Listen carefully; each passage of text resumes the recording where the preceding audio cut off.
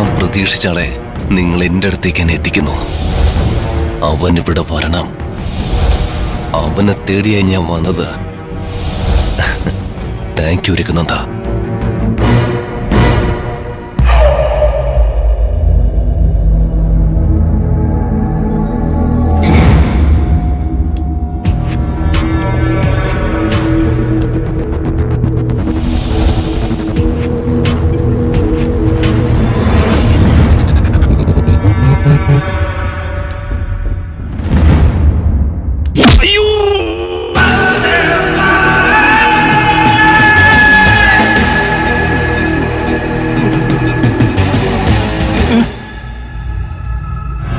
ഒരാൾ തല്ലിയതുപോലെ തോന്നിയല്ലോ.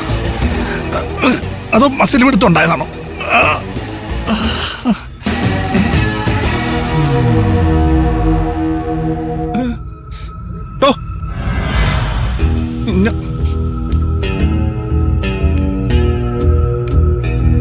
എടോ, താൻ എന്തിനാ എവിടെ നിന്ന് പരുങ്ങുന്നത്?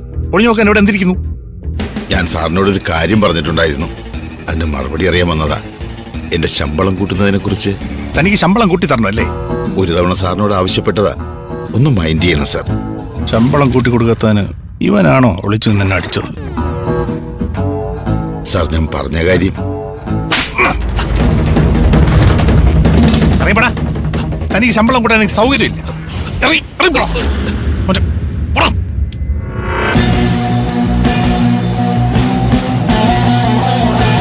ശമ്പളം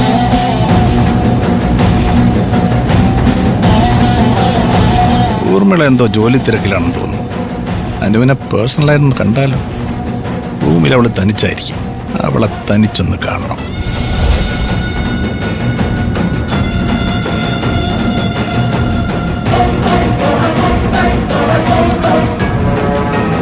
നിനക്ക് അനുവിനെ കാണാൻ അത്രയ്ക്ക് കൊതിയായോ? ആ കൊതി ഞാൻ മാറ്റിത്തരാം.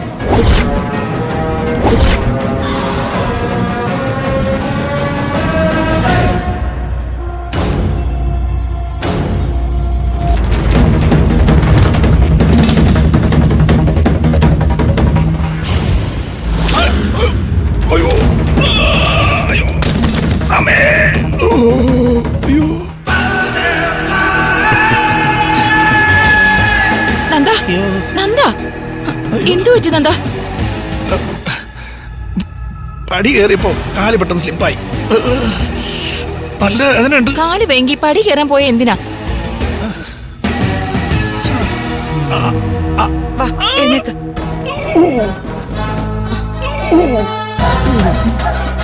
വരുന്നെന്താ, നമുക്ക് റൂമിലേക്ക് പോവാം.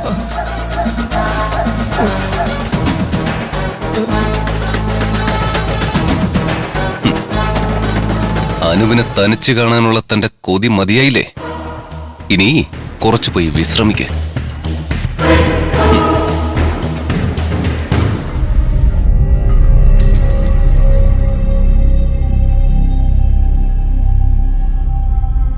ഈ സ്ത്രീ സാറിനോട് പിണങ്ങിപ്പോയിട്ട് വീണ്ടും അടുത്തുകൂടിയിരിക്കുകയാണല്ലോ.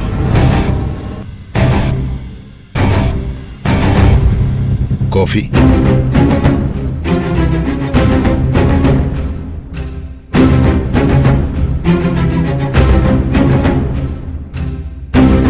അല്ല, എന്താ ജോസഫേട്ടാ? ഏയ്, ഒന്നുമില്ല മാഡം.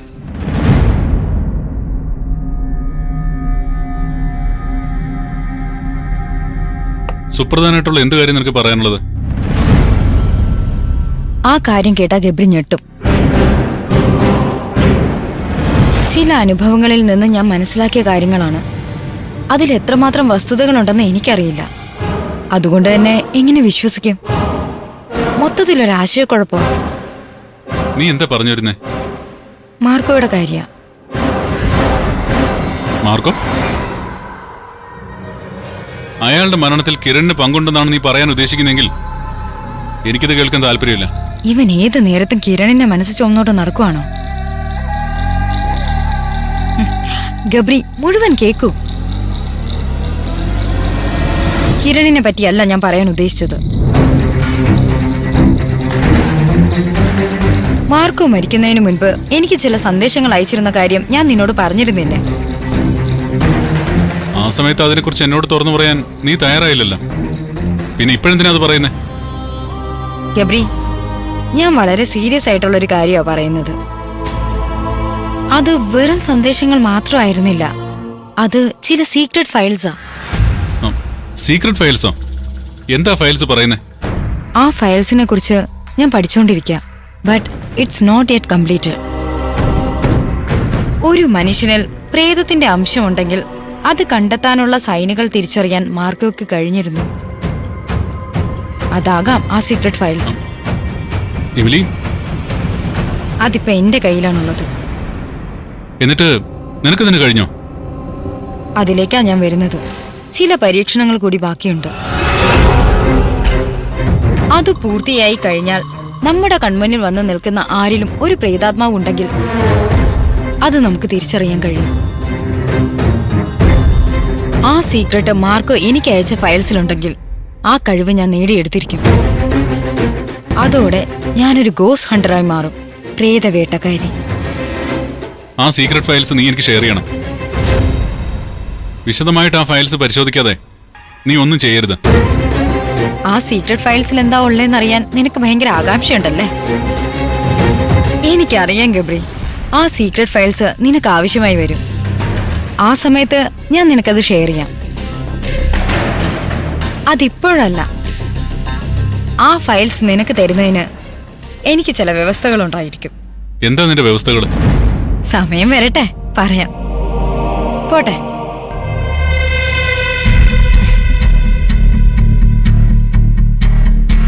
ആ പിന്നെ, ഈ വിഷയത്തിനിടയിൽ മറ്റൊരു വിശേഷം നിന്നോട് പറയാൻ ഞാൻ വിട്ടുപോയി. ഞാനും ഹസ്ബൻഡും തമ്മിലുള്ള വിവാഹബന്ധം വേർപെടുത്തി. ഇറ്റലിയിലെ കോടതിയിൽ അത് തീർപ്പാക്കി. ഹസ്ബൻഡുമായി എനിക്കിനി യാതൊരു ബന്ധവുമില്ല. ഗബ്രി, നിനക്കൊന്നും പറയാനില്ലേ? ഞാനെന്ത് പറയാനാ? നിന്റെ പ്രശ്നങ്ങളെല്ലാം തീർന്നില്ലേ? ഇനി നീ മറ്റൊരു വിവാഹം ചെയ്യണം. ആ മാറ്റർ എനിക്ക് നിന്നോട് ഡിസ്കസ് ചെയ്യാനുണ്ട്. പിന്നീടാവട്ടെ.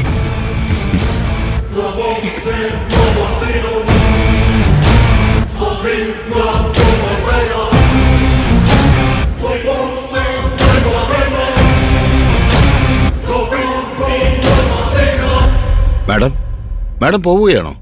ഫുഡ് കഴിച്ചിട്ട് പോകാം. സാധാരണ ഞാനിവിടെ വന്നാ എപ്പോഴാ പോവുകയെന്നാ ജോസഫേട്ടൻ ചോദിക്കാറുള്ളത്. ഇപ്പൊ ഫുഡ് കഴിച്ചിട്ട് പോവാന്നൊക്കെ പറയുന്നു. എന്തു പറ്റി? അല്ല, സാറിപ്പോ ഫുഡ് കഴിക്കുന്ന സമയമാ, അതുകൊണ്ട് ചോദിച്ചതാ.